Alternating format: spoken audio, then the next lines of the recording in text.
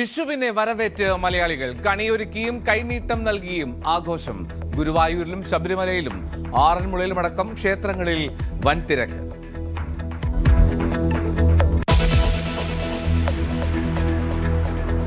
ഇറാനുമായുള്ള യുദ്ധത്തിൽ ലക്ഷ്യം പൂർത്തീകരിച്ചുവെന്ന Donald Trump.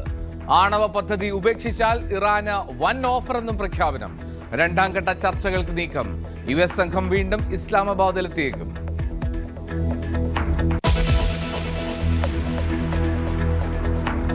വനിതാ സംവരണ ഭേദഗതി ബിൽ ചർച്ച ചെയ്യാൻ പ്രതിപക്ഷ പാർട്ടികളുടെ യോഗം ഇന്ന്. 3 ദിവസത്തെ പാർലമെന്റ് സമ്മേളനത്തിന് നാളെ തുടക്കം. മണ്ഡല പുനർനിർണയത്തിൽ സമവായത്തിന് കേന്ദ്ര നീക്കം.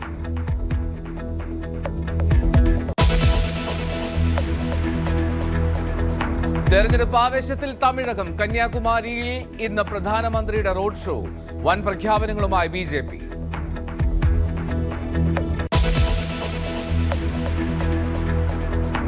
അധികാരമാറ്റത്തിന് ബീഹാർ. മുഖ്യമന്ത്രിയായി സാമ്രാജ് ചൗധരിയുടെ സത്യപ്രതിജ്ഞ ഇന്ന്. സംസ്ഥാനത്ത് BJP മുഖ്യമന്ത്രി ആദ്യം.